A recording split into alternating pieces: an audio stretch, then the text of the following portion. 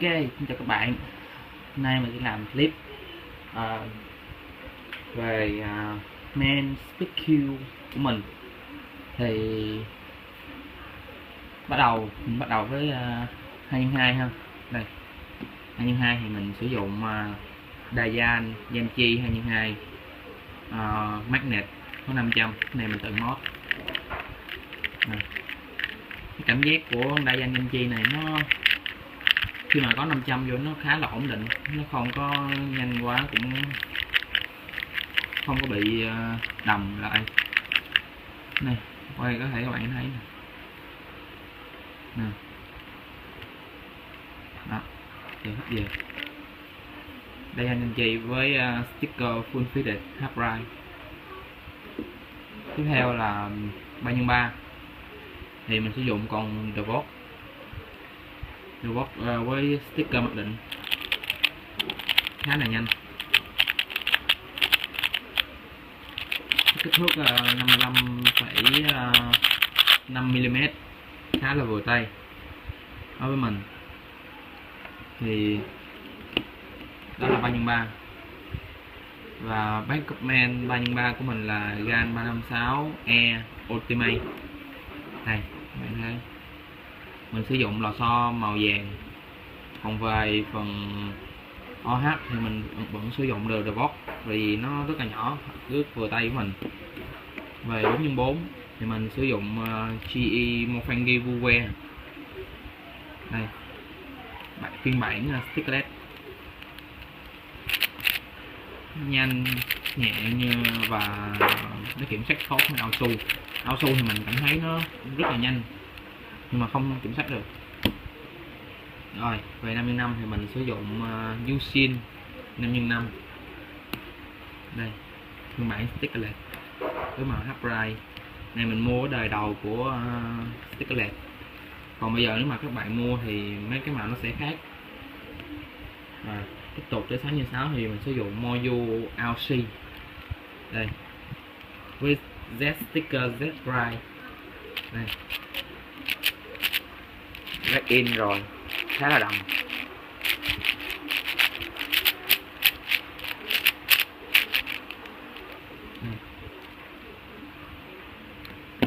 Bảy x 7 thì mình sử dụng con Cubic Alpha 7x7.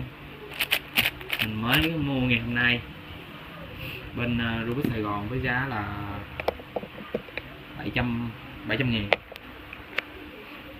Đây, cảm nhận của mình khi cầm nó là nó khá vừa tay vì kích thước nó to hơn 6x6 một tí thôi. Với sticker Upright thì khá là ổn rồi. 7x7 mà đạt cái tốc độ mà nhanh, kiểm soát khá là hợp lý luôn. Còn về biến thể thì mình không có chơi nhiều, mình square thì mình cũng tại mình chơi cho biết thôi. Square thì mình chơi cho biết, còn mega thì mình cũng đang bị bữa đi up thì mình bị mất con mega min X-Men mà được Tùng núi Quỳnh Bá Tùng giữ giùm, nên hôm sau buổi khác up rồi gặp lấy lại. Còn Pira thì mình lúc mà mới tập chơi của Bích thì mình còn chơi Pyramid, chứ bây giờ thì không còn chơi nữa, nhưng không thích nữa, không hứng thú. Mình chỉ luyện một con biến thể trong tất cả các skill hay là skill B.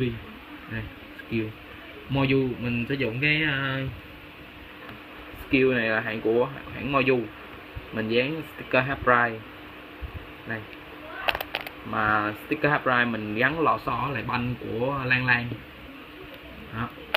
Thì nó khá là soft, cảm giác soft stick, nhanh. Và đây là toàn bộ tất cả các Rubik Man Speak của mình. Thì mình sẽ làm một cái bonus thêm về cái Dayan Yanchi 22 này, mình mới mod đấy.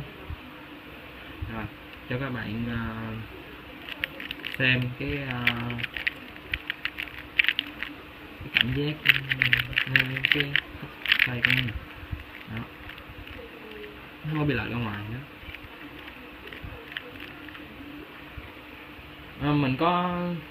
Mình có chia sẻ cái video của mình đều chia sẻ lên trang Rubik Speak and Kill, thì mình có nhận mod 500 dùm.